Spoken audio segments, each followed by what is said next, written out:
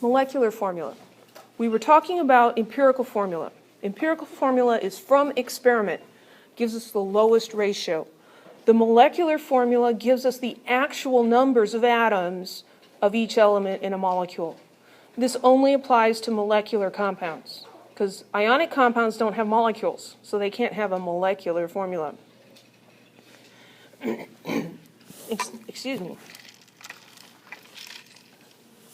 The molecular formula is going to be a multiple of the empirical formula. And the multiple could be 1. But for benzene, the empirical formula is CH.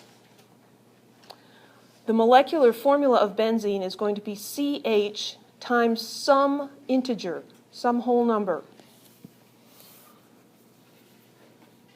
And I'm not remembering why it doesn't give it to you there.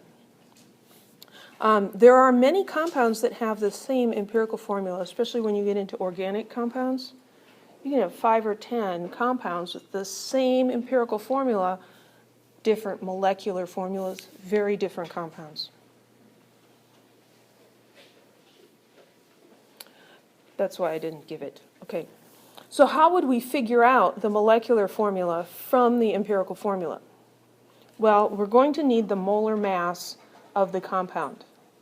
And that would be determined in a separate experiment. There are experiments you can do to find the molar mass of a compound. There are other things that you can do to find the percent composition, which would give you the empirical formula.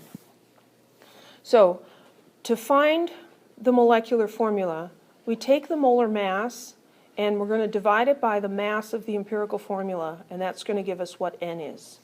Then we'll multiply the subscripts in that empirical formula and get the molecular formula. So we said earlier that the empirical formula for benzene was CH. For every 1 carbon, there's 1 hydrogen. What is the molar mass, or the mass, of this formula? Well, it's 12.01 plus 1.008. 13.018, right?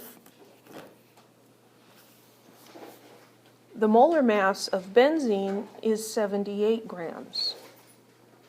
So what we're asking ourselves is, how many times does 13 fit into 78? And the way you figure that out is you take 78 grams per mole, you divide by 13.018 grams per mole.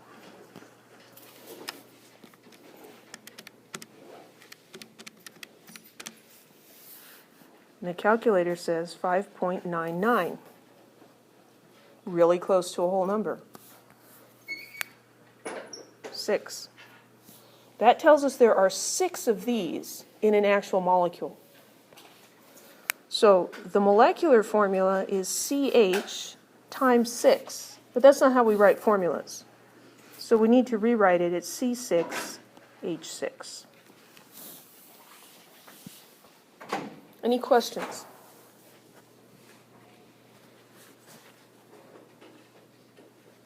Let's do one example and then we'll get out of here.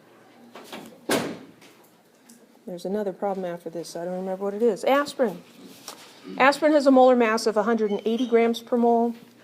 If the empirical formula is C9H8O4, what's the molecular formula? Well, we need to find the molar mass of this formula and see how many of those fit into the 180. Sounds like a highway. 9 times 12.01 plus 8 times 1.008 plus 4 times 16. 9 times 12.01 plus 8 times 1.008 plus 4 times 16 equals 180.2.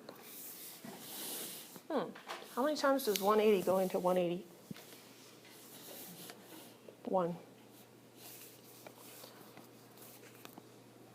Just for those mythical YouTube people. Some people are very, very literal and need to see it. Okay, that's basically 1. This is the empirical formula. It is also the molecular formula. In one molecule of aspirin, there are 9 carbon atoms, 8 hydrogen atoms, 4 oxygen atoms. In benzene, the empirical formula, the ratio of carbon to hydrogen is 1:1, CH. But in one molecule of benzene, there are 6 carbons and 6 hydrogens. Every particle of benzene is 6 hydrogens and 6 carbons. That's just another one.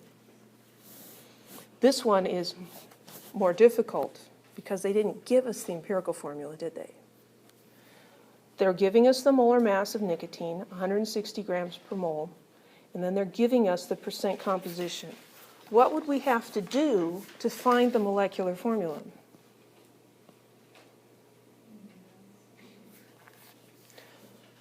We're going to have to take this information and calculate what?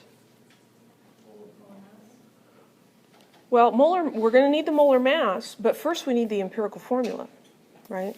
So here we have percentages. I'll just rough this out. 74 grams of carbon. And then we're going to convert to moles of carbon, right? And do the same thing with the hydrogen. And the same thing with the nitrogen. And so we're going to get moles of all of these. And then we're going to divide by the smallest and get the smallest whole number ratios. Then that's the empirical formula. We find the mass of that and take 160 divided by the mass of that. And then if it's 2, 3, whatever it is, we multiply all the subscripts.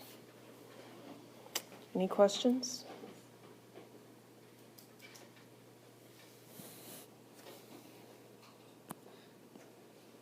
If you want to see some of these done, I don't promise that I did all of them last fall, but there's another playlist on YouTube from last fall, and I probably did more of them than I did today, so you could always go look at those.